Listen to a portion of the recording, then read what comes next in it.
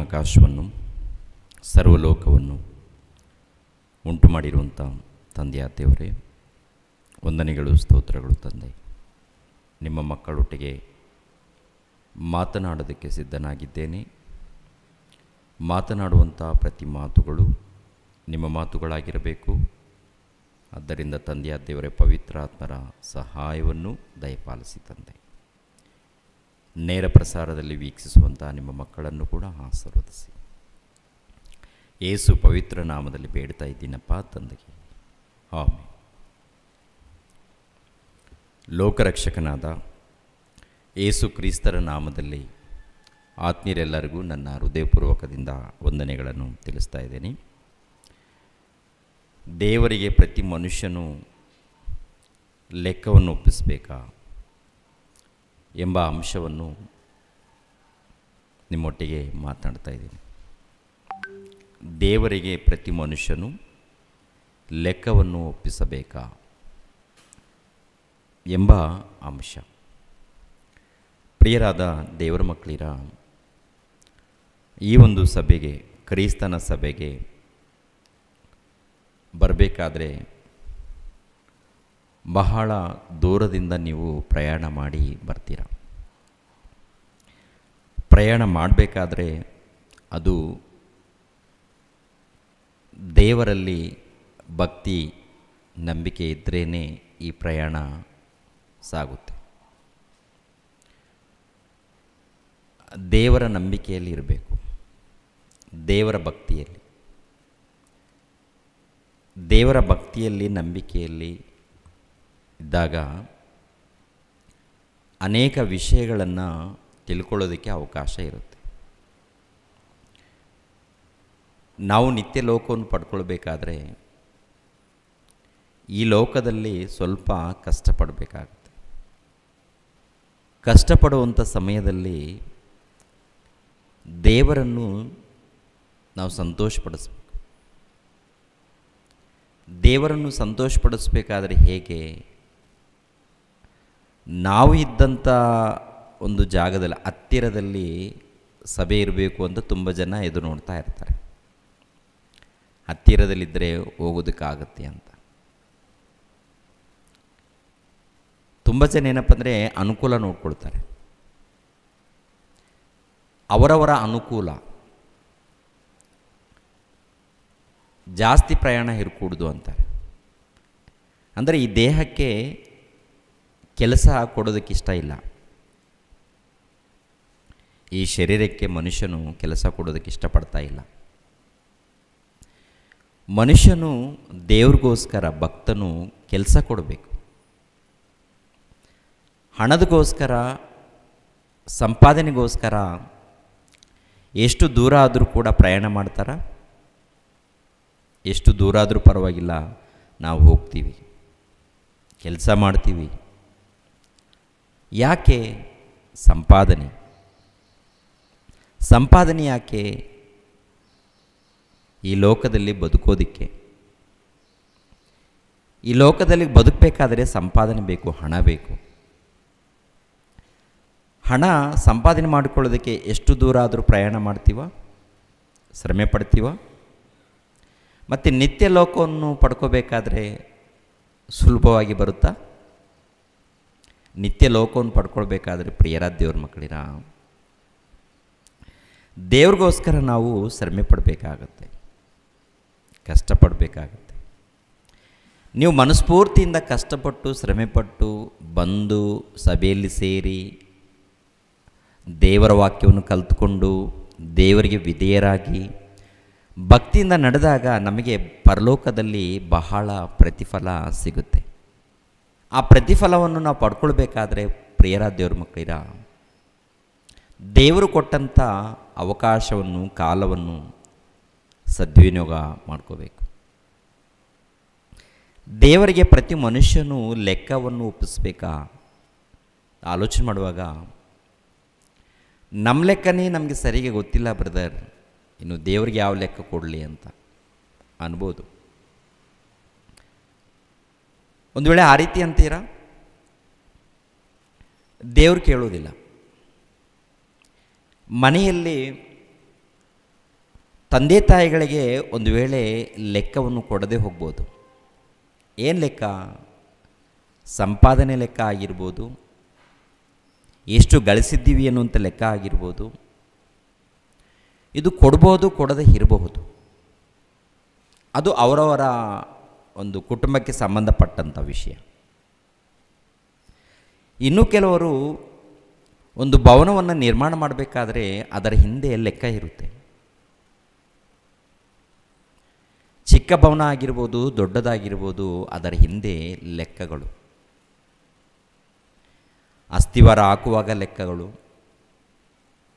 ಏನ್ರಿ ಗೋಡೆಗಳನ್ನು ಎಬ್ಬಿಸುವಾಗ ಲೆಕ್ಕಗಳು, ಇಲ್ಲ ಪಿಲ್ಲರ್ಗಳನ್ನು ಏರಿಸುವಾಗಲೂ ಕೂಡ ಲೆಕ್ಕಗಳು, ಸ್ಲ್ಯಾಬ್ ಹಾಕುವಾಗ ಪ್ರತಿಯೊಂದಕ್ಕೂ ಲೆಕ್ಕ ಇರುತ್ತೆ. ದೊಡ್ಡ ಕಂಪನಿ ಇದೆ ಅಂದರೂ ಅದಕ್ಕೂ ಕೂಡ ಎಷ್ಟೋ ಲೆಕ್ಕಗಳಿರುತ್ತೆ.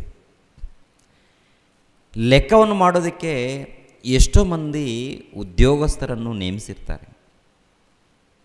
ಏನು ಲೆಕ್ಕ? ಕೆಲಸದ ವಿಷಯದಲ್ಲಾಗಿರ್ಬೋದು, ಇಲ್ಲ ಹಣದ ವಿಷಯದಲ್ಲಿ. ಇವೆಲ್ಲವನ್ನು ಕೂಡ ಲೆಕ್ಕವನ್ನು ಬರೆದುಕೊಂಡಿರ್ತಾರೆ, ಬರೀತಾರೆ ಪ್ರತಿನಿತ್ಯ ಕೂಡ. ಎಷ್ಟು ಮಂದಿ ಕೆಲಸಕ್ಕೆ ಬಂದರು, ಎಷ್ಟು ಮಂದಿ ಕೆಲಸ ಮಾಡಿದ್ರು, ಇವತ್ತು ಎಷ್ಟು ಲಾಭ ಬಂತು, ಎಷ್ಟು ನಮಗೆ ನಷ್ಟವಾಯಿತು, ಇವೆಲ್ಲ ಕೂಡ. ಅದೇ ರೀತಿಯಲ್ಲಿ ತಂದೆಯಾದ ದೇವರು ಈ ಜಗತ್ತನ್ನು ಕುರಿತು ಲೆಕ್ಕ ಮಾಡಿದ್ದಾರೆ. ಜಗತ್ತಿನಲ್ಲಿ ಇರುವಂಥ ಪದಾರ್ಥಗಳನ್ನು ಕುರಿತು ಕೂಡ ಲೆಕ್ಕ ಮಾಡಿ ಇಟ್ಕೊಂಡಿದ್ದಾರೆ. ಅವರು ಲೆಕ್ಕ ಮಾಡಿದ್ದಾರೆ, ಲೆಕ್ಕ ಇದೆ ಅವರಿಗೆ. ಪ್ರತಿ ಮನುಷ್ಯರನ್ನು ಕುರಿತು ಕೂಡ ಲೆಕ್ಕ ಇದೆ. ಪ್ರತಿ ಮನುಷ್ಯರಿಗೆ ದೇವರು ಹೇಳುವಂಥ ಮಾತು ಏನಂತ ನೋಡುವಾಗ, ಅಪೊಸ್ತಲನಾಗಿರುವಂಥ ಪೌಲನ ಮೂಲಕ ಇಬ್ರಿಯರಿಗೆ ಬರೆದ ಪತ್ರಿಕೆ 4ನೇ ಅಧ್ಯಾಯ 13ನೇ ವಚನವನ್ನು ನೋಡೋಣ ಪ್ರಿಯರೇ. ಇಬ್ರಿಯರಿಗೆ ಬರೆದ ಪತ್ರಿಕೆ 4ನೇ ಅಧ್ಯಾಯ 13ನೇ ವಚನವನ್ನು ನಾವು ಧ್ಯಾನಿಸೋಣ. ಒಂದು ಸಾರಿ ಈ ವಚನವನ್ನು ಓದಿ ಪ್ರಿಯರೇ. ನಾವು ಯಾವ ಆತನಿಗೆ ಲೆಕ್ಕ ಒಪ್ಪಿಸಬೇಕಾಗಿದೆಯೋ ಆತನ ದೃಷ್ಟಿಗೆ ಸಮಸ್ತವು ಮುಚ್ಚು ಮರೆಯಿಲ್ಲದಾಗಿಯೂ ಬಯಲಾದದ್ದಾಗಿಯೂ ಅದೇ.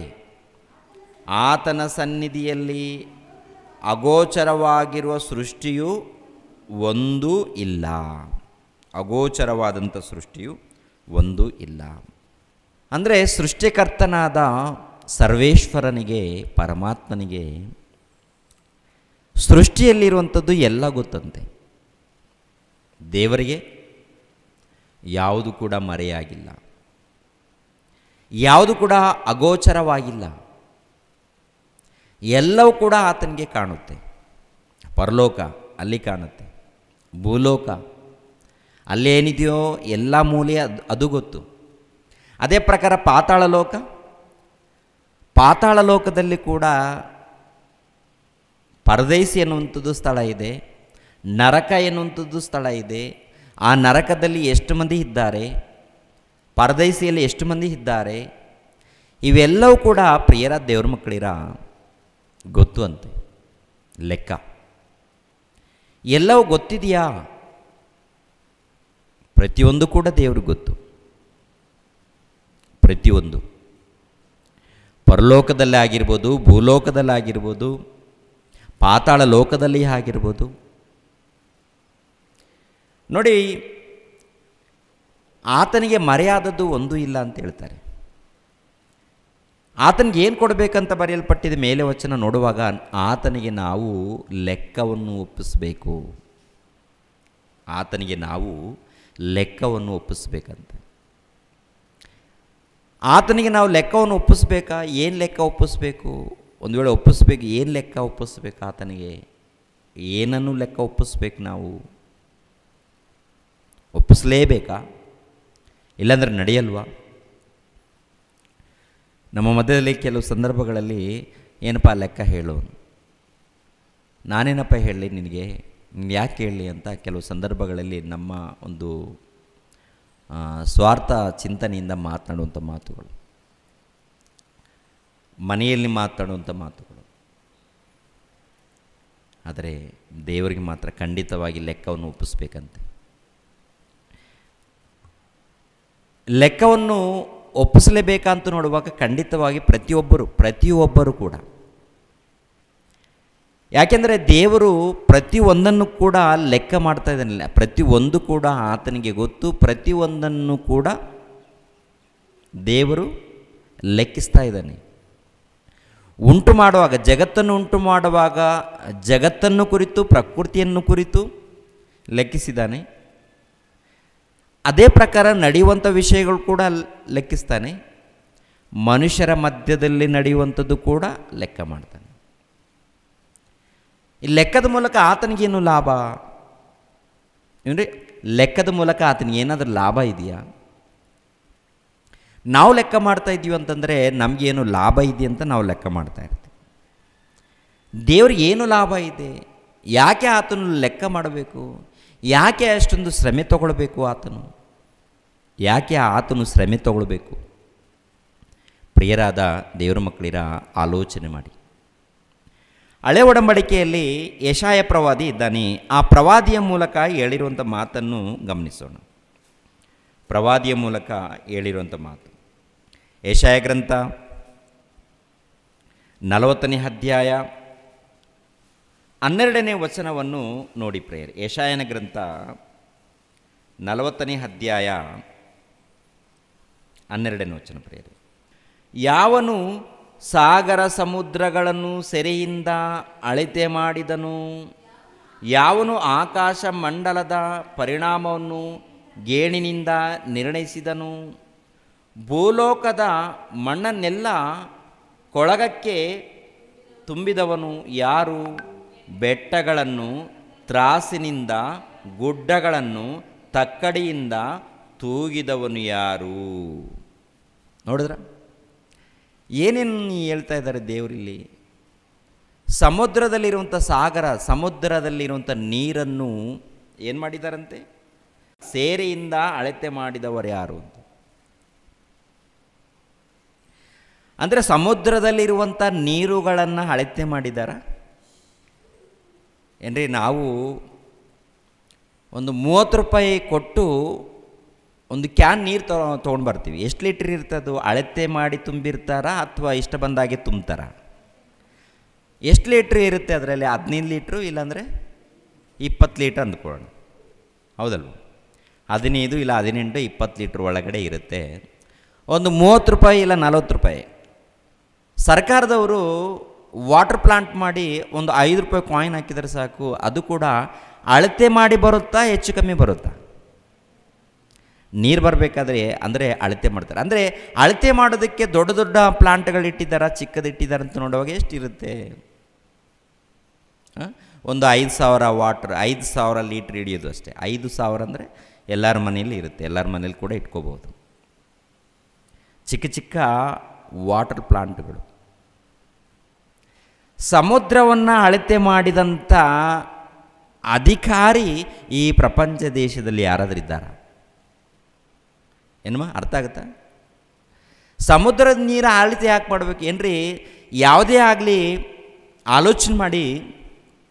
ಒಂದು ಕೆಲಸ ಮಾಡುವಾಗ ವೈದ್ಯರು, ಆಸ್ಪತ್ರೆಯಲ್ಲಿ ವೈದ್ಯರು ಕೆಲಸ ಮಾಡುವಾಗ ಅದರ ಹಿಂದೆ ಅಳತೆ ಇರುತ್ತೆ, ಲೆಕ್ಕ ಇರುತ್ತೆ.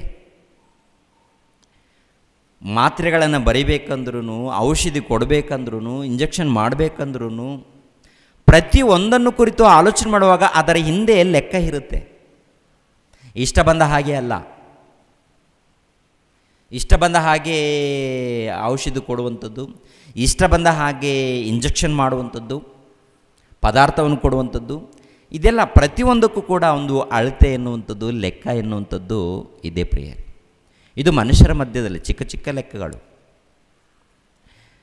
ದೇವರು ಎಂಥದ್ದನ್ನು ಲೆಕ್ಕ ಮಾಡಿದನಂತ ನೋಡುವಾಗ ಸಮುದ್ರದಲ್ಲಿರುವಂಥ ನೀರನ್ನು ಅಳತೆ ಮಾಡಿ ಲೆಕ್ಕ ಮಾಡಿದ್ದಾನೆ. ಅಳತೆ ಅಂದರೆ ಅದರ ಹಿಂದೆ ಏನು ಬರುತ್ತೆ? ಲೆಕ್ಕ. ಅದನ್ನ ಯಾಕೆ ಅಳತೆ ಮಾಡಿದ್ದಾರೆ? ನಿಮ್ಗೇನು ಗೊತ್ತಿಲ್ಲ, ನಮಗೇನು ಗೊತ್ತಿಲ್ಲ ರೀ. ಏನಪ್ಪ ಅಂದರೆ ನಮಗೆ ನೀರಿಲ್ಲ ಅಂದರೆ ನೀರು ನೀರು ನೀರು ನೀರು ಅಯ್ಯ ಏನಯ್ಯ ಮಳೆ ಬಂದಿಲ್ಲ ಸ್ವಲ್ಪ ನೋಡ್ರಿ ಏನು ನಾವೇ ನೋಡೋದು? ಪಂಚಾಂಗದವ್ರ ಬಳಿಯಲ್ಲಿ ಹೋಗೋಣ, ಅವ್ರ ಬಳಿಯಲ್ಲಿ ಹೋದ್ರೆ ಅವ್ರೇನು ಹೇಳ್ತಾರೆ? ಅವ್ರು ಏನು ಹೇಳ್ತಾರೆ ಅಂತ ನೋಡುವಾಗ ಈ ಊರಲ್ಲಿ ಸ್ವಲ್ಪ ದೋಷ ಇರ್ಬೋದು, ಅದಕ್ಕೆ ನೀವು ನಾಯಿಗಳಿಗೆ ಮದುವೆ ಮಾಡಿ, ಇಲ್ಲಾಂದರೆ ಕತ್ತೆಗಳಿಗೆ ಮದುವೆ ಮಾಡಿ, ಇಲ್ಲಾಂದರೆ ಪೂಜೆ ಮಾಡಿ ಅಂತೇಳಿ ಈ ರೀತಿ ಹೇಳ್ತಾರೆ. ಕಪ್ಪೆಗಳಿಗೆ ಮದುವೆ ಮಾಡಿ. ಮಳೆ ಬಂದಿಲ್ಲ ಅಂದರೆ ಇವರು ಹೇಳುವಂಥ ಒಂದು ಸಲಹೆ, ಯಾಕೆ ನೀರು ಬೇಕು ಏನ್ರಿ? ದೇವರ ಬಳಿಯಲ್ಲಿ ಯಾರಾದರೂ ಬಂದಿದ್ದಾರಾ ಅಂತ ನೋಡುವಾಗ ದೇವರ ಬಳಿಯಲ್ಲಿ ಬರುವವರು ಬಹಳ ಕಡಿಮೆ. ದೇವರ ಬಳಿಯಲ್ಲಿ ಬಂದು ವಿಚಾರ ಮಾಡಬೇಕಾಗುತ್ತೆ. ವಿಚಾರ ಮಾಡಿ ದೇವ್ರಿಗೋಸ್ಕರ ಏನು ಮಾಡಬೇಕೋ ಯೋಚನೆ ಮಾಡಬೇಕಾಗುತ್ತೆ. ಪ್ರಿಯರಾದ ದೇವ್ರ ಮಕ್ಕಳಿರ, ಈ ಸಮಾಜದಲ್ಲಿ ನೋಡುವಾಗ ಚಿಕ್ಕವರು ಮೊದಲುಗೊಂಡು ದೊಡ್ಡವರ ತನಕ, ಸಾಮಾನ್ಯರ ಮೊದಲುಗೊಂಡು ವಿಜ್ಞಾನಿಗಳ ತನಕ ಆಲೋಚನೆ ಮಾಡುವಾಗ ಎಲ್ಲರ ಯೋಚನೆ ಇಷ್ಟೇ, ಭೂಲೋಕದಲ್ಲಿ ಹೇಗಾದರೂ ಮಾಡಿ ಸುಖವಾಗಿ ಬಾಳಬೇಕು ಅಂತ. ಸುಖವಾಗಿ ಬಾಳೋಣ, ತಪ್ಪೇನಿಲ್ಲ. ಅದರ ಹಿಂದೆ ದೇವರಿರಬೇಕು, ದೇವರ ಆಲೋಚನೆಗಳಿರಬೇಕು. ದೇವರ ಆಲೋಚನೆಗಳು ಯಾಕಿರಬೇಕು ಅಂತ ನೋಡುವಾಗ ಆತನು ಸಮುದ್ರದಲ್ಲಿರುವಂಥ ನೀರುಗಳನ್ನು, ಸಮುದ್ರದಲ್ಲಿ ಏನ್ರಿ ಇರುವಂಥ ಜೀವರಾಶಿಗಳನ್ನು, ಆನಂತರ ಮರುಳನ್ನು, ಇವೆಲ್ಲವನ್ನು ಕೂಡ ಅಳತೆ ಮಾಡಿದ್ದಾನೆ, ಲೆಕ್ಕ ಮಾಡಿದ್ದಾನೆ. ಪ್ರಿಯರೇ, ಏನು ಸಮುದ್ರದಲ್ಲಿರುವಂಥ ಮೀನುಗಳನ್ನು, ಜೀವರಾಶಿಗಳನ್ನು ಲೆಕ್ಕ ಮಾಡಿದ್ದಾನ, ಮರುಳನ್ನು ಕೂಡ ಲೆಕ್ಕ ಮಾಡಿದ್ದಾನ. ಮರುಳು ಲೆಕ್ಕ ಇದೆಯಾ? ಜೀವರಾಶಿಗಳು ಲೆಕ್ಕ ಇದೆಯಾ? ನೀರನ್ನು ಅಳತೆ ಮಾಡಿದ್ದಾನ? ಅಳತೆ ಮಾಡಿದ್ದಾನಂತೆ. ಯಾಕೆ ಒಂದು ಸಾರಿ ಆಲೋಚನೆ ಮಾಡಿ ನೋಡಿ, ಈ ಭೂಮಿಯಲ್ಲಿ ನೀರು ಎಷ್ಟು ಪಟ್ಟಿದೆ, ನೆಲ ಎಷ್ಟು ಪಟ್ಟಿದೆ ಅಂತ ನೋಡುವಾಗ ನೀರು ಏನ್ರಿ 70% ನೀರಿದೆ, 30% ಇಲ್ಲ 35% ಭೂಮಿ ಒಣನೆಲ. ಎಷ್ಟು ಪರ್ಸೆಂಟ್ ನೀರಿದೆ? 65-70% ನೀರು ತುಂಬಿಕೊಂಡಿದೆ, ನೀರಿದೆ ರೀ ಈ ಭೂಮಿಯಲ್ಲಿ. ಈ ಭೂಮಿಯಲ್ಲಿ ಇಷ್ಟೊಂದು ಯಾಕೆ ಇಟ್ಟಿದ್ದಾರೆ ಅಂತ ನೋಡುವಾಗ, ಅಂತರಿಕ್ಷದಲ್ಲಿ ಸೂರ್ಯನು ಉರಿತಾ ಇದ್ದಾನೆ, ಸೂರ್ಯನು ಉರಿತಾ ಇದ್ದಾನೆ. ಅದೇ ಪ್ರಕಾರ ನಕ್ಷತ್ರಗಳು ನೋಡುವಾಗ ಅದು ಕೂಡ ಉರಿಯುವಂಥ ಬೆಂಕಿ. ನಕ್ಷತ್ರಗಳು ಬೆಂಕಿ, ಸೂರ್ಯನು ಕೂಡ ಉರಿಯುವಂಥ ಬೆಂಕಿ. ಈ ಬೆಂಕಿ ಕಿರಣಗಳು ಭೂಮಿಯ ಮೇಲೆ ಬಿದ್ದಾಗ ಅದು ಸಹಿಸ್ಕೊಳ್ಬೇಕಾದ್ರೆ ಭೂಮಿಯಲ್ಲಿ ತಂಪಾದ ಅಂಶ ಜಾಸ್ತಿ ಇರಬೇಕು, ತಂಪು. ಅದಕ್ಕೆ ನೀರನ್ನಿಟ್ಟಿದ್ದಾರೆ. ಎರಡನೇದಾಗಿ ಆ ನೀರು ಕೂಡ ನೋಡುವಾಗ ಎಂಥ ನೀರು? ಉಪ್ಪು ನೀರು. ಇದೆಲ್ಲ ಯಾಕಿದೆ ಅಂತ ನೋಡುವಾಗ ಏನ್ರಿ, ಯಾಕಿದೆ ಅಂತ ನೋಡುವಾಗ ದೇವರು ತನಗೋಸ್ಕರ ಅದನ್ನು ನೇಮಿಸ್ಕೊಂಡಿಲ್ಲ. ಸೂರ್ಯನು ತನಗೋಸ್ಕರ ಅಲ್ಲ, ಸಮುದ್ರ ತನಗೋಸ್ಕರ ಅಲ್ಲ, ಅದೇ ರೀತಿಯಲ್ಲಿ ನದಿಗಳಿದೆ, ಆ ನದಿಗಳು ಕೂಡ ದೇವ್ರಿಗೋಸ್ಕರ ಅಲ್ಲ, ದೇವರ ಮಕ್ಕಳಾಗಿರುವಂಥ ನಮಗೋಸ್ಕರ ನದಿಗಳನ್ನು, ಸಮುದ್ರವನ್ನು, ಪರ್ವತಗಳನ್ನು ಇವೆಲ್ಲವನ್ನು ಮಾಡಿದ್ದಾರೆ. ಇದರ ಹಿಂದೆ ಪರ್ವತದಲ್ಲಿ ಎಲ್ಲದರ ಹಿಂದೆ ಕೂಡ ದೇವರಿಗೆ ಅಳತೆ ಇದೆಯಂತೆ.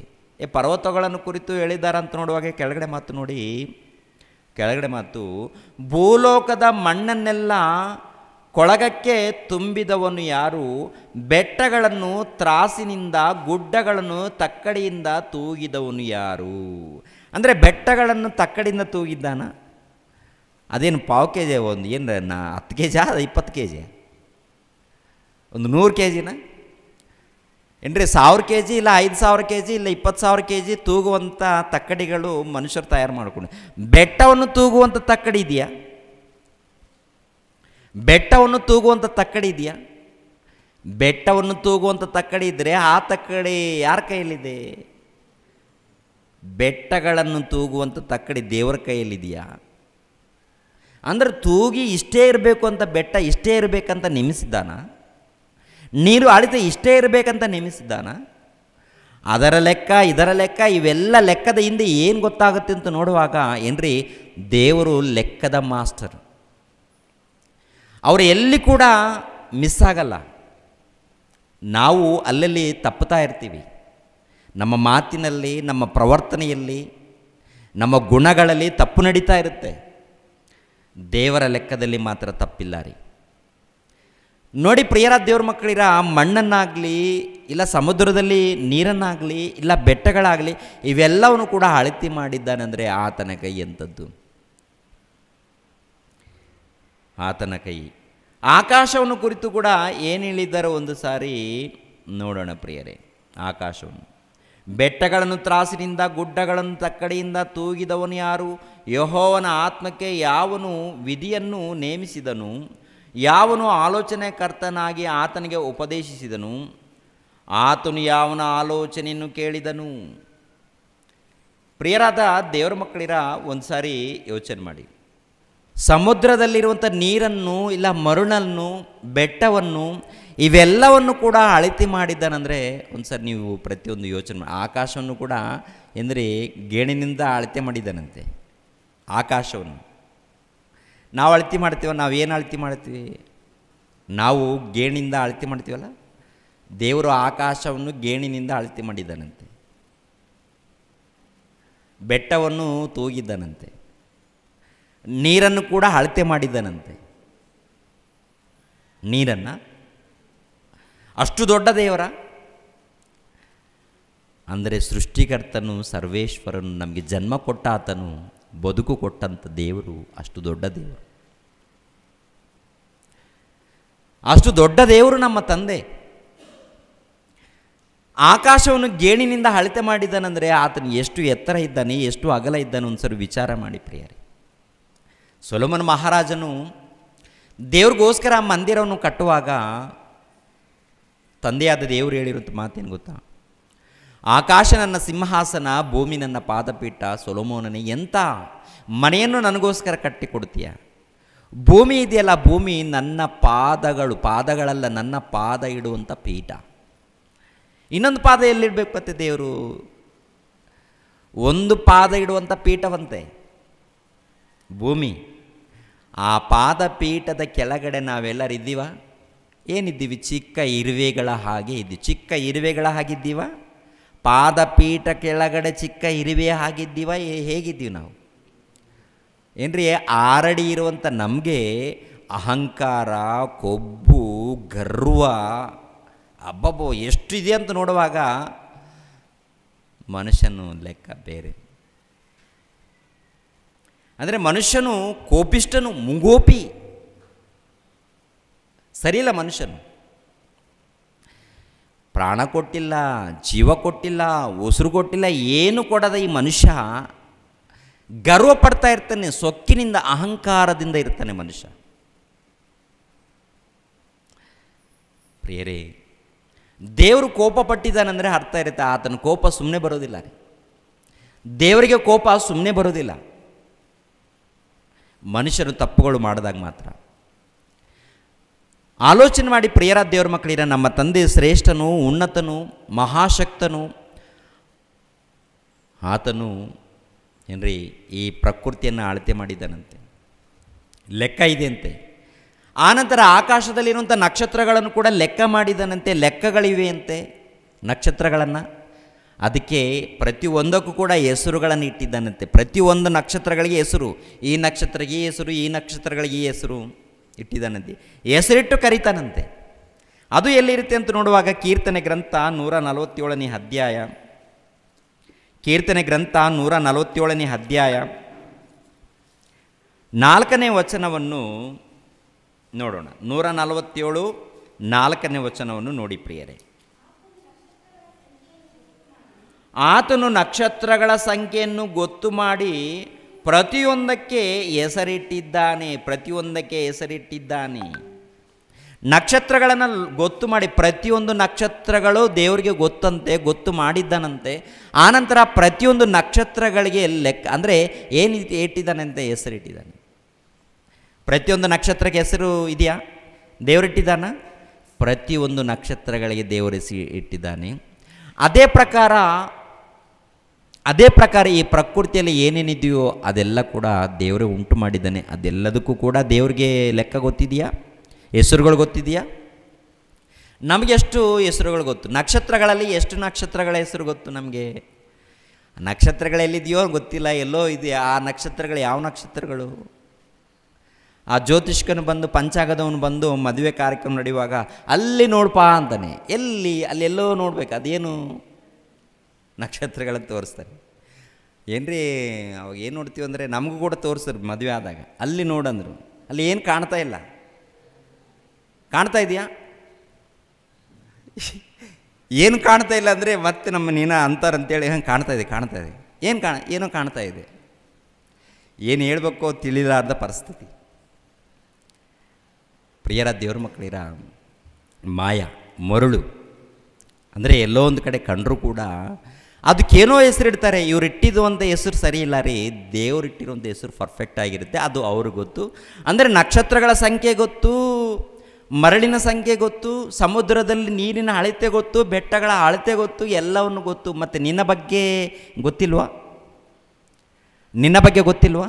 ನೀನು ಎಷ್ಟಿದೆಯಾ? 6 ಅಡಿ ಎತ್ತರ ಇದೆಯಾ? ಇಲ್ಲ 5 ಅಡಿ, ಇಲ್ಲ 7 ಅಡಿ ಅಂದ್ಕೊಳ್ಳೋಣ. ಕ್ರಿಸ್ತ ಪೂರ್ವದಲ್ಲಿ 8 ಅಡಿ ತನಕ, 8 ಅಡಿ 9 ಅಡಿ ತನಕ ಕೆಲವರು ಇದ್ದಾರೆ. ಈಗಿನ ಕೂಡ ಎಲ್ಲೋ ಒಬ್ಬೊಬ್ಬರು 8 ಅಡಿ 9 ಅಡಿ ಎಲ್ಲೋ ಒಬ್ಬರು ಕಾಣ್ತಾರೆ. ಇಲ್ಲಿ ಪ್ರಿಯರ ದೇವರ ಮಕ್ಕಳಿರ ಎಷ್ಟೇ ಎತ್ತರ ಇದ್ರೂ ಎಷ್ಟೇ ದಪ್ಪ ಇದ್ರೂ ದೇವರ ಮುಂದೆ ಚಿಕ್ಕ ಇರುವೆಯ ಹಾಗೆ, ಹೌದಲ್ವ? ಈ ಭೂಮಂಡಲ ನೋಡುವಾಗ ಬಹಳ ಚಿಕ್ಕದು ಪ್ರಿಯರೇ, ಅದರಲ್ಲಿ ನಾವು ಬಹಳ ಚಿಕ್ಕವರು. ನಿಮ್ಮನ್ನು ಕುರಿತು ನನ್ನನ್ನು ಕುರಿತು ಗೊತ್ತಿಲ್ವಾ? ನೀರಿನ ಅಳತೆಯನ್ನು ಗೊತ್ತಿರುವಾಗ, ಮರಳಿನ ಸಂಖ್ಯೆ ಗೊತ್ತಿರುವಾಗ, ಮರಳು ಸಮುದ್ರದಲ್ಲಿರುವಂಥ ಮರಳು ನೋಡುವಾಗ, ಮರಳನ್ನು ಕೈಯಲ್ಲಿ ಇಟ್ಕೊಂಡಾಗ ಲೆಕ್ಕ ಮಾಡ್ತೀವ ನಾವು? ಲೆಕ್ಕ ಮಾಡೋಕ್ಕಾಗುತ್ತಾ ನಮ್ಮ ಕೈಯಲ್ಲಿ? ಲೆಕ್ಕ ಮಾಡ್ತೀವಂತ ನಂಬಿಕೆ ನಮ್ಗೆ ಹುಟ್ಟುತ್ತಾ? ಏನ್ರಿ 2 ಕೈಯಲ್ಲಿ ಮರಳು ಇಟ್ಕೊಂಡಾಗ ಈ ಮರಳಿನ ಸಂಖ್ಯೆಯನ್ನು ಲೆಕ್ಕ ಮಾಡುತ್ತೇವೆ ಅನ್ನುವಂಥ ನಂಬಿಕೆ ನಮ್ಗೆ ಬರುತ್ತಾ? ಒಂದು ಸಾರಿ ಇಟ್ಕೊಂಡು ನೋಡಿ. ಸಮುದ್ರ ಬಳಿಯಲ್ಲಿ ಹೋದಾಗ, ಇಲ್ಲ ನದಿ ಬಳಿಯಲ್ಲಿ ಹೋದಾಗ ಕೈಯಲ್ಲಿ ಮರಳಿಟ್ಕೊಂಡು ನೋಡಿ, ಅದು ನಮಗೆ ಧೈರ್ಯ ಬರುತ್ತಾ? ನಾನು ಖಂಡಿತವಾಗಿ ಲೆಕ್ಕ ಮಾಡ್ತೀನಿ ಅಂತ ಧೈರ್ಯ ಬರುತ್ತಾ? ಇಷ್ಟು ತಾನೇ ಯಾರಿಗಿರ್ಬೇಕು ಬೇಡಪ್ಪ ಅಂತೀವಿ, ಆಗಲ್ಲ. ಅದು ಒಂದು ವೇಳೆ ಧೈರ್ಯ ಮಾಡಿದ್ರೂ ಕೂಡ ಅದು ಎಷ್ಟು ಟೈಮ್ ಬೇಕು ನಮಗೆ, ಎಷ್ಟು ತಾಳ್ಮೆ ಇರಬೇಕು ನಮಗೆ. ಏನ್ರಿ, ಭೂಲೋಕದಲ್ಲಿ ಎಲ್ಲ ಮರಳಿನ ಸಂಖ್ಯೆ ಆತನಿಗೆ ಗೊತ್ತು, ಭೂಲೋಕದಲ್ಲಿ ಬೆಟ್ಟಗಳ ಸಂಖ್ಯೆ ಗೊತ್ತು, ಅದರ ಅಳತೆ ಗೊತ್ತು, ಅದರ ತೂಕ ಗೊತ್ತು. ಎಲ್ಲವನ್ನು ತಿಳಿದಾತನು, ಎಲ್ಲವನ್ನು ಬಲ್ಲಾತನು, ಎಲ್ಲವನ್ನು ಮಾಡುವಾತನು ಆತನೇ ತಂದೆಯಾದ ಸರ್ವೇಶ್ವರನು. ಆತನ ಮೂಲಕ ನಿನಗೆ ಬದುಕು, ಆತನ ಮೂಲಕ ನಿನಗೆ ಜೀವಿತ. ನಿನಗೊಂದು ಜೀವಿತ ಬಂದಿದೆಯಮ್ಮ, ನಿನಗೊಂದು ಬದುಕು ಬಂದಿದೆ. ನಿನಗೊಂದು ಬದುಕು ಬರಬೇಕಾದ್ರೆ ಅಪ್ಪ ಅಮ್ಮ ಅಂದುಕೊಂಡ್ರೆ ಬಂದಿಲ್ಲಮ್ಮ. ಅಪ್ಪ ಅಂದುಕೊಂಡ್ರೆ ಈ ಬದುಕು ಬಂದಿಲ್ಲ, ಅಮ್ಮ ಅಂದುಕೊಂಡ್ರೆ ಈ ಬದುಕು ಬಂದಿಲ್ಲ. ಸಾಕ್ಷಾತ್ತು ಪರಮಾತ್ಮನು ಅಂದುಕೊಂಡಿದ್ದಗೋಸ್ಕರ ನಿನಗೊಂದು ಬದುಕು ಬಂದಿದೆ. ಈ ಬದುಕಿನಲ್ಲಿ ನೀನು ಏನೇನು ಮಾಡ್ತಾ ಇದೆಯಾ, ಎಲ್ಲಿಗೆ ಹೋಗ್ತಾ ಇದೆಯಾ, ಯಾರೊಟ್ಟಿಗೆ ಸವಾಸದಲ್ಲಿ ಇದೆಯಾ, ಎಲ್ಲವನ್ನು ಕೂಡ ತಂದೆಯಾದ ದೇವರಿಗೆ ಸ್ಪಷ್ಟವಾಗಿ ನಿನ್ನ ಲೆಕ್ಕ ಗೊತ್ತು. ಈ ಲೋಕದಲ್ಲಿ ಯಾರಿಗೂ ಹೇಳಿದ್ರು ಹೇಳದೆ ಇದ್ದರೂ ಅವಶ್ಯಕತೆ ಇಲ್ಲ. ಆದರೆ ದೇವರ ಬಳಿಯಲ್ಲಿ ಮಾತ್ರ ಲೆಕ್ಕ ಮಾತ್ರ ಕೊಡಲೇಬೇಕು ಪ್ರಿಯರೇ. ಕೊಡದೆ ಹೋದರೆ ದೇವರು ಬಿಡ್ತಾರಾ? ಬಿಡೋದಿಲ್ಲ. ಯಾಕೆಂದರೆ ಈ ಪ್ರಕೃತಿ ಎಲ್ಲ ಕೂಡ ಮನುಷ್ಯನು ಮಾಡುವಂಥ ಪ್ರತಿಯೊಂದು ಕೂಡ ಒಪ್ಪಿಸ್ತಿದೆ. ಮನುಷ್ಯನು ಮಾಡುವಂಥ 2ನೇ ಕೊರಿಂಥದವರಿಗೆ ಬರೆದ ಪತ್ರಿಕೆ 5ನೇ ಅಧ್ಯಾಯ 10ನೇ ವಚನವನ್ನು ನೋಡಿ. 2ನೇ ಕೊರಿಂಥದವರಿಗೆ ಬರೆದ ಪತ್ರಿಕೆ 5ನೇ ಅಧ್ಯಾಯ 10ನೇ ವಚನವನ್ನು ನೋಡಿ ಪ್ರಿಯರೇ. 10ನೇ ವಚನವನ್ನು, ಯಾಕೆಂದರೆ ಪ್ರತಿಯೊಬ್ಬನು ತನ್ನ ದೇಹದ ಮೂಲಕ ನಡೆಸುವ ಒಳ್ಳೆಯದಕ್ಕಾಗಲಿ ಕೆಟ್ಟದಕ್ಕಾಗಲಿ ಸರಿಯಾಗಿ ಪ್ರತಿಫಲವನ್ನು ಹೊಂದುವುದಕ್ಕೋಸ್ಕರ ನಾವೆಲ್ಲರೂ ಕ್ರಿಸ್ತನ ನ್ಯಾಯಾಸನದ ಮುಂದೆ ಯಥಾಸ್ಥಿತಿಯಲ್ಲಿ ಕಾಣಿಸಿಕೊಳ್ಳಬೇಕು. ನಾವೆಲ್ಲರೂ ಕ್ರಿಸ್ತನ ನ್ಯಾಯಾಸನದ ಮುಂದೆ ಯಥಾಸ್ಥಿತಿಯಲ್ಲಿ ಕಾಣಿಸಿಕೊಳ್ಳಬೇಕು. ಯಾಕೆ? ದೇಹದ ಮೂಲಕ ನಡೆಸಿರುವಂಥ ಒಳ್ಳೆಯ ಕಾರ್ಯಕ್ರಮಗಳಾಗಿರ್ಬೋದು, ಇಲ್ಲ ಕೆಟ್ಟ ಕಾರ್ಯಕ್ರಮಗಳಾಗಿರ್ಬೋದು, ಯಾವುದೇ ಕಾರ್ಯಕ್ರಮಗಳಾಗಿರ್ಬೋದು, ಅದಕ್ಕೆ ಲೆಕ್ಕವನ್ನು ಒಪ್ಪಿಸಬೇಕು. ಅದಕ್ಕೇನು ಕೊಡಬೇಕಂತೆ? ಲೆಕ್ಕವನ್ನು ಒಪ್ಪಿಸ್ಬೇಕು. ಅದಕ್ಕೆ ಕ್ರಿಸ್ತನ ನ್ಯಾಯಾಸನದ ಮುಂದೆ ಯಥಾಸ್ಥಿತಿಯಲ್ಲಿ ಕಾಣಿಸಿಕೊಳ್ಳಬೇಕು. ಯಥಾಸ್ಥಿತಿಯಲ್ಲಿ ಇಲ್ಲ ರೀ, ನಾನು ದೊಡ್ಡ ಬೋಧಕನ್ರಿ, ನಾನು ದೇವರ ಬಳಿಯಲ್ಲಿ ನಿಂತ್ಕೊಳ್ಳುವಂಥ ಅವಶ್ಯಕತೆ ನನಗಿಲ್ಲ ಅನ್ನೋಕ್ಕಾಗುತ್ತಾ?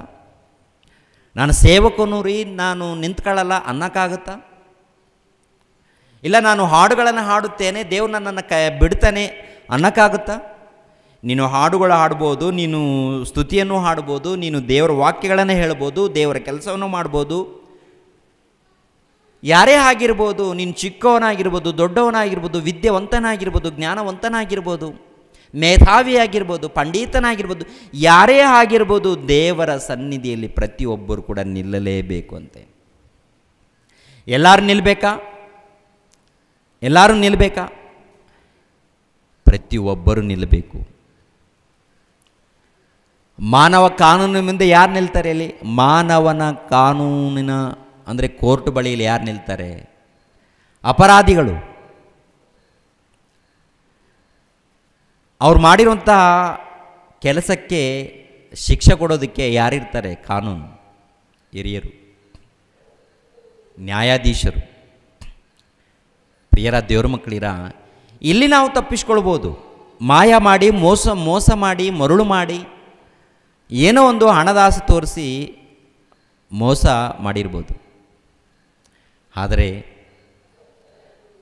ದೇವರ ಬಳಿಯಲ್ಲಿ ಪ್ರತಿಯೊಬ್ಬರು ಕೂಡ ಲೆಕ್ಕವನ್ನು ಕೊಡಬೇಕಾಗತ್ತೆ ರೀ.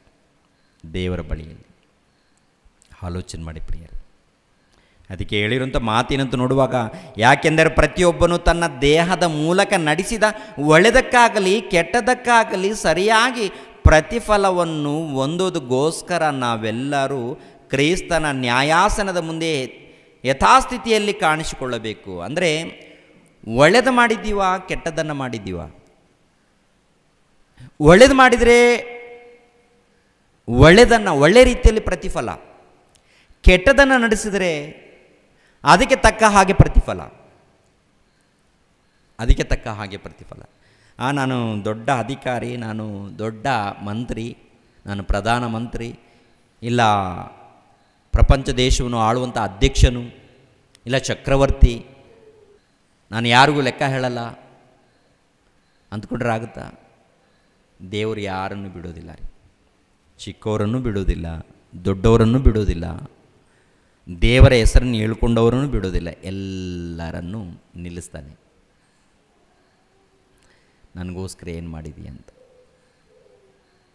ಪ್ರಪಂಚ ದೇಶವನ್ನು ಆಳುವಂಥ ಚಕ್ರವರ್ತಿಗಳನ್ನು ಬಿಟ್ಟಿಲ್ಲ, ದೇಶವನ್ನು ಆಳುವಂಥ ಅರಸರನ್ನು ಬಿಟ್ಟಿಲ್ಲ, ಮಂತ್ರಿಗಳನ್ನು ಬಿಟ್ಟಿಲ್ಲ, ಯಾರನ್ನು ಕೂಡ ಬಿಟ್ಟಿಲ್ಲ ರೀ. ಪ್ರತಿಯೊಬ್ಬರ ವಿಷಯದಲ್ಲಿ ಯೋಚನೆ ಮಾಡುವಾಗ ಏನ್ರಿ, ಅವರು ಮಾಡಿರುವಂಥ ಕ್ರಿಯೆಗಳಿಗೆ ತಕ್ಕ ಹಾಗೆ ತೀರ್ಪು ಮಾಡಿದ್ದಾನೆ. ದೊಡ್ಡ ಐಶ್ವರ್ಯವಂತನು ಲೋಕದಲ್ಲಿ ಇಷ್ಟ ಬಂದ ಹಾಗೆ ನಡ್ಕೊಂಡಿದ್ದಾನೆ, ಸತ್ತೋಗಿದ್ದಾನೆ. ಸತ್ತ ನಂತರ ಯಾತನೆ ಪಡುವಂಥ ಸ್ಥಳಕ್ಕೆ ಹೋಗಿದ್ದಾನೆ. ಯಾಕೆ ಹೋಗಿದ್ದಾನೆ? ನಿನ್ನ ಜೀವಿತ ಕಾಲದಲ್ಲಿ ನಿನಗೆ ಇಷ್ಟ ಬಂದ ಹಾಗೆ ಈ ದೇಹದ ಮೂಲಕ ನಡ್ಕೊಂಡಿದ್ದೀಯಾ? ನಿನಗೆ ಇಷ್ಟ ಬಂದ ಹಾಗೆ ಈ ದೇಹದ ಮೂಲಕ ನಡ್ಕೊಂಡಿದ್ದೀಯಾ? ಈ ಲೋಕದಲ್ಲಿ ಲಾಜರನು ಕಷ್ಟವನ್ನು ಅನುಭವಿಸಿದ್ದಾನೆ, ಹೌದಲ್ವ? ಅಂದ್ರೆ ದೊಡ್ಡ ಐಶ್ವರ್ಯವಂತನು ಇಷ್ಟ ಬಂದ ಹಾಗೆ ನಡ್ಕೊಂಡಿದ್ದಾನಂತ ನೋಡುವಾಗ, ಏನು ಇಷ್ಟ ಬಂದ ಹಾಗೆ? ಇಷ್ಟ ಬಂದ ಹಾಗೆ ತಿಂದಿದ್ದಾನೆ, ಇಷ್ಟ ಬಂದ ಹಾಗೆ ಕುಡಿದಿದ್ದಾನೆ, ಇಷ್ಟ ಬಂದ ಹಾಗೆ ಜೀವಿಸಿದ್ದಾನೆ. ಆ ತಿನ್ನೋದು ಕುಡಿಯೋದು ತಪ್ಪ ಅಂತ ನೋಡುವಾಗ ಏನ್ರಿ, ಹೊಟ್ಟೆ ತುಂಬ ಊಟ ಮಾಡೋಣ, ದೇವ್ರು ಕೊಟ್ಟಿದ್ದಲ್ವ? ಒಳ್ಳೆ ರೀತಿಯಲ್ಲಿ ಒಳ್ಳೆ ಪದ ಏನ್ರಿ, ಆರೋಗ್ಯ ಕೊಡುವಂಥ ಒಂದು ಪಾನೀಯನ್ನು ನಾವು ಕುಡಿಯೋಣ. ಅಂದರೆ ಮತ್ತು ಪದಾರ್ಥ ಅಲ್ಲ, ಮನುಷ್ಯನನ್ನು ಹಾಳು ಮಾಡುವಂಥದ್ದು ಅಲ್ಲ. ಒಳ್ಳೆ ಪದಾರ್ಥವನ್ನು ನಾವು ಕುಡಿಯೋದು ತಪ್ಪಿಲ್ಲ, ಒಳ್ಳೆ ಊಟವನ್ನು ಮಾಡೋದು ತಪ್ಪಲ್ಲ, ಒಳ್ಳೆ ವಸ್ತ್ರಗಳನ್ನು ಧರಿಸ್ಕೊಳ್ಳೋದು ತಪ್ಪಲ್ಲ. ದೇವರನ್ನು ಬಿಡುವಂಥದ್ದು ತಪ್ಪು, ದೇವರನ್ನು ಮರೆಯುವಂಥದ್ದು ತಪ್ಪು. ದೇವರನ್ನು ಮರೆತು ದೇವರನ್ನು ಬಿಟ್ಟು ಮಾಡಬಾರ್ದ ಕೃತ್ಯಗಳನ್ನು ಮಾಡಿದರೆ ದೇವರು ಹಿಡಿತಾನೆ. ಹಳೆ ಒಡಂಬಡಿಕೆಯಲ್ಲಿ ನೋಡುವಾಗ ಪ್ರತಿ ಅರಸರನ್ನು ಹಿಡಿದಿದ್ದಾನೆ, ಯಾರನ್ನು ಬಿಟ್ಟಿಲ್ಲ. ಒಳ್ಳೆಯದನ್ನು ಮಾಡಿದಾಗ ಈ ಮನುಷ್ಯ ಒಳ್ಳೆಯವನಾಗಿ ಜೀವಿಸಿದ್ದಾನಂತೇಳಿ ದಾವೀದನನ್ನು ಕುರಿತು ಮಾತಾಡಿದ್ದಾನೆ. ತಪ್ಪು ಮಾಡಿದಾಗ ದಾವೀದನನ್ನು ಕೂಡ ಬಿಟ್ಟಿಲ್ಲ ರೀ, ದಾವೀದನನ್ನು ಕೂಡ ಬಿಟ್ಟಿಲ್ಲ. ಅದೇ ಪ್ರಕಾರ ಮೋಶೆನನ್ನು ನೋಡುವಾಗ ಪ್ರಿಯರ ದೇವ್ರ ಮಕ್ಕಳಿರ, ಸಾತ್ವಿಕನು, ನನ್ನ ಮನೆಯಲ್ಲಿ ನಂಬಿಗಸ್ತನು ಅಂತ ದೇವರು ಮೋಶೆನನ್ನು ಕುರಿತು ಹೇಳಿದ್ದಾನೆ. ಅದೇ ಮೋಶೆ ಚಿಕ್ಕ ತಪ್ಪು ಮಾಡಿದಾಗ ಆತನನ್ನು ಕೂಡ ಬಿಟ್ಟಿಲ್ಲ. ಹಾಲು ಜೇನು ಹರಿಯುವಂಥ ದೇಶಕ್ಕೆ ನೀನು ಹೆಜ್ಜೆ ಹಾಕಬಾರ್ದು ಮೋಶೆ ಅಂತ. ಯಾಕೆ? ಸಾತ್ವಿಕನು, ದೀನ ಮನಸ್ಸು ಉಳ್ಳವನಲ್ವಾ ಆತನು, ಒಳ್ಳೆ ವ್ಯಕ್ತಿ ಅಲ್ವ, ಒಳ್ಳೆ ಭಕ್ತನು, ಪ್ರವಾದಿ ಆದರೆ ನನಗೇನು? ಪ್ರವಾದಿ ಆಗೋದಕ್ಕೆ ನಾನೇ ತಾನೇ ನಿನಗೆ ಅವಕಾಶ ಕೊಟ್ಟಿದ್ದೀನಿ. ಇಸ್ರೇಲ್ ಜನಾಂಗದವರನ್ನು ನಡೆಸ್ಕೊಂಡು ಹೋಗುವಂಥ ನಾನೇ ತಾನೇ ನಿನಗೆ ಅವಕಾಶವನ್ನು ಕಲ್ಪಿಸಿಕೊಟ್ಟಿದ್ದೀನಿ. ನನ್ನ ಮಾತಿಗೆ ಖಂಡಿತವಾಗಿ ತಲೆ ಬಾಗಿಸ್ಬೇಕು ಏನ್ರಿ? ಅಂಥವ್ರನ್ನ ಬಿಡದ ದೇವರು ನಿಮ್ಮನ್ನು ನನ್ನನ್ನು ಬಿಡ್ತಾನ? ನಮ್ಮನ್ನು ಬಿಡ್ತಾನೆ ಪ್ರಿಯರೇ? ಏನು ಮಾಡಿದ್ರೂ ಪರವಾಗಿಲ್ಲ, ಯಾವ ರೀತಿ ನಡ್ಕೊಂಡ್ರೂ ಪರವಾಗಿಲ್ಲ, ಯಾವ ರೀತಿ ಮಾತಾಡಿದ್ರೂ ಪರವಾಗಿಲ್ಲ, ದೇವರು ನಮ್ಮನ್ನು ಬಿಡ್ತಾನ? ಇಲ್ಲ ರೀ, ಬಿಡೋದಿಲ್ಲ. ಮತ್ತು ಯಾವ ರೀತಿ ಜೀವಿಸಬೇಕು, ಹೇಗೆ ಜೀವಿಸ್ಬೇಕು, ಹೇಗೆ ಬದುಕಬೇಕು ನಾವೆಲ್ಲರೂ ಅಂತ ನೋಡುವಾಗ ಏನ್ರಿ, ಭಕ್ತರ ಹಾಗೆ ಬದುಕಬೇಕು, ಅಪೋಸ್ತಲರ ಹಾಗೆ ಬದುಕಬೇಕು, ನೀತಿವಂತರ ಹಾಗೆ ಬದುಕಬೇಕು, ಒಳ್ಳೆ ರೀತಿಯಲ್ಲಿ ಜೀವಿಸಬೇಕು. ಒಂದು ವೇಳೆ ಯಾರು ಕೇಳಲ್ಲ, ಯಾರು ನೋಡಲ್ಲ, ಏನು ಮಾಡಿದ್ರೂ ಪರವಾಗಿಲ್ಲ ಅಂದರೆ ಹೃದಯದಲ್ಲಿ ನಡೆಯುವಂಥ ವಿಷಯಗಳು ಕೂಡ ದೇವರಿಗೆ ಲೆಕ್ಕ ಇದೆ ಪ್ರಿಯರೇ, ಹೌದಲ್ವಾ? ಹೃದಯದಲ್ಲಿ ನಡೆಯುವಂಥದ್ದು ಕೂಡ ದೇವರಿಗೆ ಲೆಕ್ಕ ಇದೆಯಾ? ರಹಸ್ಯವಾಗಿ ನಡೆಯುವಂಥದ್ದು ಕೂಡ ದೇವರಿಗೆ ಲೆಕ್ಕ ಇದೆಯಾ? ಎಲ್ಲ. ನೀನು ಕೂತ್ಕೊಳ್ಳುವಂಥದ್ದು, ನೀನು ನಡೆಯುವಂಥದ್ದು, ನೀನು ಮಲಗುವಂಥದ್ದು, ಮಲಗಿದ ನಂತರ ಏನು ಆಲೋಚನೆ ಮಾಡುವಂಥದ್ದು, ನಿನ್ನ ಆಲೋಚನೆ, ನಿನ್ನ ನಡವಳಿಕೆ, ನಿನ್ನ ಮಾತುಗಳು, ನಿನ್ನ ಪ್ರವರ್ತನೆ ಎಲ್ಲವನ್ನು ಕೂಡ ದೇವರ ಬಳಿಯಲ್ಲಿ ಲೆಕ್ಕ ಇದೆ. ಏನ್ರಿ ಭಯ ಆಗ್ತಾ ಇಲ್ವಾ? ಅಂತ ಏನ್ರಿ ಅರ್ಥ ಆಗ್ತಾ ಇಲ್ವೋ? ಅರ್ಥ ಆಗುತ್ತಾ? ಅರ್ಥ ಮಾಡ್ಕೊಳ್ಬೇಕು ಪ್ರಿಯರೇ. ಮುಗಿಸ್ತೀನಿ ಸ್ವಲ್ಪ ಹೊತ್ತು. ಮತ್ತಾಯನ ಬರೆದ ಸುವಾರ್ತೆ 12ನೇ ಅಧ್ಯಾಯ 36ನೇ ವಚನವನ್ನು ನೋಡೋಣ. ಮತ್ತಾಯನ ಬರೆದ ಸುವಾರ್ತೆ 12ನೇ ಅಧ್ಯಾಯ 36. ಇದಲ್ಲದೆ ನಾನು ನಿಮಗೆ ಹೇಳುವುದೇನೆಂದರೆ, ಮನುಷ್ಯರು ಸುಮ್ಮನೆ ಆಡುವ ಪ್ರತಿಯೊಂದು ಮಾತಿನ ವಿಷಯವಾಗಿ ನ್ಯಾಯ ವಿಚಾರಣೆಯ ದಿನದಲ್ಲಿ ಉತ್ತರ ಕೊಡಬೇಕು. ನಿನ್ನ ಮಾತುಗಳಿಂದಲೇ ನೀತಿವಂತನೆಂದು ತೀರ್ಪು ಹೊಂದಿವಿ, ನಿನ್ನ ಮಾತುಗಳಿಂದಲೇ ಅಪರಾಧಿ ಎಂದು ತೀರ್ಪು ಹೊಂದಿವಿ. ಯಾವುದಂತೆ? ಇದಲ್ಲದೆ ನಾನು ನಿಮಗೆ ಹೇಳುವುದೇನೆಂದರೆ, ಮನುಷ್ಯರು ಸುಮ್ಮನೆ ಆಡುವ ಪ್ರತಿಯೊಂದು ಮಾತಿನ ವಿಷಯವಾಗಿ ನ್ಯಾಯ ವಿಚಾರಣೆಯ ದಿನದಲ್ಲಿ ಉತ್ತರ ಕೊಡಬೇಕು. ನಿನ್ನ ಮಾತುಗಳಿಂದಲೇ ನೀತಿವಂತನೆಂದು ತೀರ್ಪು ಹೊಂದಿವಿ, ನಿನ್ನ ಮಾತುಗಳಿಂದಲೇ ಅಪರಾಧಿ ಎಂದು ತೀರ್ಪು ಹೊಂದಿ. ಯಾಕೆ ಮಾತುಗಳಿಂದ ಅಂದರೆ ನಾವು ಏನು ಮಾತಾಡ್ತೀವೋ ಆ ಮಾತುಗಳಿಗೆ ಉತ್ತರ ಕೊಡಬೇಕಾ? ನಾವೇನು ಮಾತಾಡ್ತೀವೋ ಮಾತುಗಳಿಗೆ ಉತ್ತರ ಕೊಡಬೇಕಾ? ಹೌದು ಪ್ರಿಯರತಿಯವರು. ಯಾಕೆಂದರೆ ಈ ದೇಹ ದೇವರು ಕೊಟ್ಟದ್ದು, ಈ ಸ್ವರ ದೇವರು ಕೊಟ್ಟದ್ದು, ಈ ಜೀವಿತ ದೇವರು ಕೊಟ್ಟದ್ದು, ಸಂಪೂರ್ಣ ದೇಹನೇ ದೇವರದು. ಈ ದೇಹ ದೇವರದಾಗಿರುವಾಗ ಈ ದೇಹದ ಮೂಲಕ ಏನೇನು ಕಾರ್ಯಗಳು ಮಾಡ್ತೀವೋ ಅದೆಲ್ಲವನ್ನು ಕೂಡ ದೇವರಿಗೆ ಲೆಕ್ಕ ಕೊಡಬೇಕು. ಒಳ್ಳೆಯದನ್ನು ಮಾಡಿದರೆ, ಈ ದೇಹದ ಮೂಲಕ ಒಳ್ಳೆಯದನ್ನು ಮಾಡಿದರೆ ಪರಲೋಕದಲ್ಲಿ ಬಹಳ ಪ್ರತಿಫಲ ಇರುತ್ತೆ. ಕೆಟ್ಟದನ್ನು ನಡೆಸಿದರೆ ನರಕದಲ್ಲಿ ಏನಿರುತ್ತೆ? ಶಿಕ್ಷೆದ ಫಲ, ಶಿಕ್ಷೆ, ದಂಡನೆ. ರೋಮಾಪುರದವರಿಗೆ ಬರೆದ ಪತ್ರಿಕೆ 14ನೇ ಅಧ್ಯಾಯ 11-12ನೇ ವಚನ.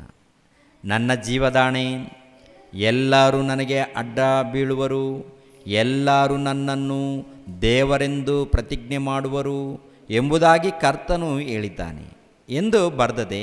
ಹೀಗಿರಲಾಗಿ ನಮ್ಮಲ್ಲಿ ಪ್ರತಿಯೊಬ್ಬನು ತನ್ನ ವಿಷಯವಾಗಿ ದೇವರ ಮುಂದೆ ಉತ್ತರ ಕೊಡಬೇಕು. ದೇವರ ಮುಂದೆ ಉತ್ತರ ಕೊಡಬೇಕಂತೆ. ಪ್ರತಿಯೊಬ್ಬರು ಉತ್ತರ ಕೊಡಬೇಕಂತೆ ಪ್ರಿಯರೇ. ಅಂದರೆ ನಾವು ಯಾವ ರೀತಿ ಮಾತಾಡಿದ್ದೀವಿ, ಯಾವ ರೀತಿ ನಡ್ಕೊಂಡಿದ್ದೀವಿ. ಸಭೆಗೆ ಬರೋದು ಏನಪ್ಪ ಅಂದರೆ ದೇವ್ರ ವಾಕ್ಯವನ್ನು ಕಲಿಯೋದಕ್ಕೆ ಬರ್ತಾ, ಹೌದಲ್ವ? ದೇವ್ರ ವಾಕ್ಯವನ್ನು ಕಲಿಯೋದಕ್ಕೆ ಬರ್ತಾ ಇದ್ದೀವಿ. ಕಲಿತ ನಂತರ ಭಕ್ತಿಯಿಂದ ಜೀವಿಸಬೇಕು. ಅಂದರೆ ತುಂಬ ಜನ ಏನು ಮಾಡ್ತಾರೆ ಅಂದರೆ ಸಭೆಗೆ ಹೋಗ್ತಾ ಇರ್ತಾರೆ, ಸ್ತುತಿ ಹಾಡುಗಳನ್ನು ಆಡ್ತಾ ಇರ್ತಾರೆ. ಮನೆಗೆ ಹೋದ ನಂತರ ದುರ್ಭಾಷೆಗಳು, ಕೆಟ್ಟ ಮಾತುಗಳು, ದುರ್ಭಾಷೆಗಳು. ನಾಲಿಗೆ ನಮ್ದಲ್ಲ ರೀ. ಏನಮ್ಮ ನಿಮ್ಮ ನಾಲಿಗೆ ನಿಮ್ದ? ನಾಲಿಗೆ, ಕಣ್ಣುಗಳು ನಿಮ್ದ? ನೀವು ರೆಡಿ ಮಾಡ್ಕೊಂಡಿದ್ದೀರಾ? ಕಣ್ಣುಗಳು, ನಾಲಿಗೆ, ಕಿವಿ, ಮೂಗು, ತಲೆಯಲ್ಲಿ ಕೂದಲ ನೀವೇನಾದರೂ ತಯಾರು ಮಾಡಿದ್ದೀರಾ? ಒಂದು ಸರ್ ನೋಡಿ, ಒಂದು ಸಲ ಹೋಗಲಿ, ತಂದೆ ತಾಯಿಗಳು ಹೋಗ್ತೇಳಿ, ಅಮ್ಮ ಇದನ್ನೇನಾದರೂ ತಯಾರು ಮಾಡಿದ್ದೀರಾ? ಅವ್ರು ಇಲ್ಲಪ್ಪ ಅಂದರೆ, ತಾಯಿ ಗರ್ಭದಲ್ಲಿ ನಾನು ಒತ್ತಿದ್ದೀನಪ್ಪ ಅಷ್ಟೇ ಅಮ್ಮ ಅನ್ನೋದು. ಅಪ್ಪ ನೀನೇನಾದರೂ ತಯಾರು ಮಾಡಿದ್ದೀವಿ? ಏನು ನಾನೇನು ಮಾಡಿದ್ದೀನಪ್ಪ, ನಿಮ್ಮ ಅಮ್ಮಳನ್ನು ಕೂಡಿದ್ದೀನಿ ಅಷ್ಟೇ, ಸಂಸಾರ ಮಾಡಿದ್ದೀನಿ. ಮತ್ತು ಇದನ್ನು ತಯಾರು ಮಾಡಿದವರು ಯಾರು? ಸರ್ವೇಶ್ವರನು. ತಾಯಿಯ ಗರ್ಭದಲ್ಲಿ ಇದ್ದಾಗಲೇ ಎಲುಬುಗಳಿಂದ, ನರಗಳಿಂದ, ಚರ್ಮದಿಂದ ಒದಿಸಿ ಅದ್ಭುತವಾದ ಆಕಾರ ಕೊಟ್ಟಿದ್ದಾನೆ. ಅದ್ಭುತವಾದ ಆಕಾರ. ಈ ಆಕಾರವನ್ನು ಕೊಟ್ಟಂಥ ದೇವರಿಗೆ ಸರ್ವ ಅಧಿಕಾರ ಇದೆ ರೀ, ಸಂಪೂರ್ಣ ಅಧಿಕಾರ. ಏನಮ್ಮ, ನಾವು ದೇವರಂದರೆ ಭಯಪಡಬೇಕು, ದೇವರಂದರೆ ಭಕ್ತಿಯಿಂದ ಜೀವಿಸಬೇಕು, ದೇವ್ರಿಗೋಸ್ಕರ ಜೀವಿಸ್ಬೇಕು. ಈ ಲೋಕದಲ್ಲಿ ಪಾಪ ತುಂಬಿಕೊಂಡಿದೆ, ವ್ಯಾಮೋಹ ತುಂಬಿಕೊಂಡಿದೆ, ಈ ಲೋಕದಲ್ಲಿ ಅನ್ಯಾಯ ಅಧರ್ಮ ತುಂಬಿಕೊಂಡಿದೆ. ಈ ಲೋಕದಲ್ಲಿ ಇದ್ದರೂ ಈ ಲೋಕದಲ್ಲಿ ನೀನು ಬೆಳಕಾಗಿ ಜೀವಿಸಬೇಕು, ಭಕ್ತನಾಗಿ ಜೀವಿಸಬೇಕು, ನೀತಿವಂತನಾಗಿ ಜೀವಿಸಬೇಕು, ಕ್ರಿಸ್ತನಂತೆ ಜೀವಿಸಬೇಕು. ದೇವರ ಗುಣಗಳು ನಿನ್ನಲ್ಲಿ ಕಾಣಬೇಕು. ಆ ರೀತಿ ಇದ್ದರೆ ನಿತ್ಯ ಲೋಕದಲ್ಲಿ ಪ್ರತಿಫಲ ಸಿಗುತ್ತೆ. ಇಲ್ಲದೆ ಹೋದರೆ ನಿತ್ಯ ಬೆಂಕಿಯ ಕೊಂಡಕ್ಕೆ ಹೋಗಬೇಕಾಗುತ್ತೆ, ನರಕಕ್ಕೆ. ಒಳ್ಳೆಯದನ್ನು ಮಾಡಿದವರಿಗೆ ಜೀವಕ್ಕಾಗಿ ಪುನರುತ್ಥಾನ, ಕೆಟ್ಟದನ್ನು ನಡೆಸಿದವರಿಗೆ ತೀರ್ಪುಗಾಗಿ ಪುನರುತ್ಥಾನ ಆಗುತ್ತೆ. ಆನಂತರ ನೀತಿವಂತರಾದರೆ ನಿತ್ಯ ಲೋಕಕ್ಕೆ ಹೋಗ್ತೀವಿ, ಇಲ್ಲದ್ರೆ ನರಕಕ್ಕೆ ಹೋಗಬೇಕಾಗತ್ತೆ. ಅದನ್ನು ತಪ್ಪಿಸ್ಕೊಳ್ಬೇಕಾದ್ರೆ ನಾನೇ ಮಾರ್ಗವು, ನಾನೇ ಜೀವವು, ನಾನೇ ಸತ್ಯವು ಅಂತ ಪ್ರಭು ಹೇಳಿದ್ದಾರೆ, ಯೇಸು ಪ್ರಭು. ಅವರ ಮಾತಿಗೆ ವಿಧೇಯರಾಗಿ ಭಕ್ತಿಯಿಂದ ನಡ್ಕೊಂಡ್ರೆ ನಿತ್ಯ ಲೋಕ ಸಿಗುತ್ತೆ, ಇಲ್ಲದೆ ಹೋದರೆ ಯಾತನೆ ಪಡುವಂಥ ಸ್ಥಳಕ್ಕೆ ಹೋಗಬೇಕಾಗತ್ತೆ. ಓಕೆನಾ? ದೇವರು ನಿಮ್ಮನ್ನು ನನ್ನನ್ನು ಆಶೀರ್ವದಿಸಿ. ಎಲ್ಲರೂ ತಲೆಬಾಗಿಸಿರಿ, ಪ್ರಾರ್ಥನೆ ಮಾಡಿ ಮುಗಿಸ್ತೀನಿ. ನಮ್ಮನ್ನು ಬಹಳವಾಗಿ ಪ್ರೀತಿಸುವಂಥ ತಂದೆಯಾದ ದೇವರೇ, ವಂದನೆಗಳು, ಸ್ತೋತ್ರಗಳು ತಂದೆ. ಇಷ್ಟು ತನಕ ಸ್ವಲ್ಪ ಮಾತುಗಳನ್ನು ನಿಮ್ಮ ಮಕ್ಕಳಿಗೆ ತಿಳಿಸಿದ್ದೇನೆ. ಪ್ರತಿ ಮನುಷ್ಯನು ನಿಮಗೆ ಲೆಕ್ಕವನ್ನು ಒಪ್ಪಿಸಬೇಕು. ತಂದೆಯಾದ ದೇವರೇ, ಮಾತುಗಳಿಂದ ಮಾಡಿರುವಂಥ ಪಾಪಗಳು, ಕಣ್ಣಿನ ಮೂಲಕ ಮಾಡಿರುವಂಥ ತಪ್ಪುಗಳು, ದೇಹದ ಮೂಲಕ ಮಾಡಿರುವಂಥ ತಪ್ಪುಗಳು, ಅದೇ ಪ್ರಕಾರ ದೇಹದ ಮೂಲಕ ಮಾಡಿರುವಂಥ ಒಳ್ಳೆಯ ಕಾರ್ಯಕ್ರಮಗಳು ತಂದೆ, ಪ್ರತಿಯೊಬ್ಬರಿಗೆ ಅವರವರ ಕೃತ್ಯಗಳ ಮೂಲಕ ಅವರಿಗೆ ಪ್ರತಿಫಲವನ್ನು ಕೊಡ್ತೀನಿ ಎಂದು ವಾಕ್ಯದ ಮೂಲಕ ಬರೆಸಿದ್ದೀರ ತಂದೆ. ಅದಕ್ಕೆ ನಿಮಗೆ ವಂದನೆಗಳು, ಸ್ತೋತ್ರಗಳು. ಇದ್ದ ಹಾಗೆ 4 ಮಾತುಗಳನ್ನು ತಿಳ್ಕೊಂಡಿದ್ದೀವಿ ತಂದೆ. ಇನ್ನೂ ಅನೇಕ ವಿಷಯಗಳನ್ನು ತಿಳ್ಕೊಳ್ಳೋದಕ್ಕೆ ನಮಗೆ ಸಹಾಯ ಮಾಡಿ. ಎಷ್ಟು ಮಂದಿ ವಾಕ್ಯಗಳನ್ನು ತಿಳ್ಕೊಂಡಿದ್ದಾರೋ ಎಲ್ಲರನ್ನೂ ಕಾಪಾಡಿ. ಸಭೆಯಲ್ಲಿದ್ದಂಥ ನಿಮ್ಮ ಮಕ್ಕಳಿಗೋಸ್ಕರ ಪ್ರಾರ್ಥಿಸ್ತಾ ಇದ್ದೀನಿ ತಂದೆ. ಎಲ್ಲರನ್ನು ಬಲಪಡಿಸಿ ನಿಮ್ಮ ಜ್ಞಾನದಲ್ಲಿ ಬೆಳೆಸಿ. ಇನ್ನು ಇರುವಂಥ ಕಾರ್ಯಕ್ರಮ ನಡೆಸ್ಕೊಳ್ಳೋದಕ್ಕೆ ಸಹಾಯ ಮಾಡಿ. ಯೇಸು ಪವಿತ್ರ ನಾಮದಲ್ಲಿ ಬೇಡ್ತಾ ಇದ್ದೀನಪ್ಪ ತಂದೆಯೇ, ಆಮೇನ್. ರಕ್ಷಕನಾದ ಯೇಸು ಕ್ರಿಸ್ತರ ನಾಮದಲ್ಲಿ ಆತ್ಮೀಯರೆಲ್ಲರಿಗೂ ಹೃತ್ಪೂರ್ವಕ ವಂದನೆಗಳನ್ನು ತಿಳಿಸ್ತಾ ಇದ್ದೇನೆ. ದೇವರ ಸೇವೆ ನಿಮಿತ್ತವಾಗಿ ಪ್ರಾರ್ಥಿಸಿರಿ ಹಾಗೂ ದೇವರ ಸೇವೆಯಲ್ಲಿ ಭಾಗಿಗಳು ಆಗಿ. ಪ್ರತಿಯೊಬ್ಬನು ತನ್ನ ಹೃದಯದಲ್ಲಿ ನಿರ್ಣಯಿಸಿಕೊಂಡ ಪ್ರಕಾರ ಕೊಡಲಿ. ದುಃಖದಿಂದಾಗಲಿ ಬಲಾತ್ಕಾರದಿಂದಾಗಲಿ ಯಾರೂ ಕೊಡಬಾರದು. ಯಾಕೆಂದರೆ ಸಂತೋಷವಾಗಿ ಕೊಡುವವನ ಮೇಲೆ ದೇವರಿಗೆ ಪ್ರೀತಿಯುಂಟು. 2 ಕೊರಿಂಥದವರಿಗೆ ಬರೆದ ಪತ್ರಿಕೆ 9ನೇ ಅಧ್ಯಾಯ 7ನೇ ವಚನ.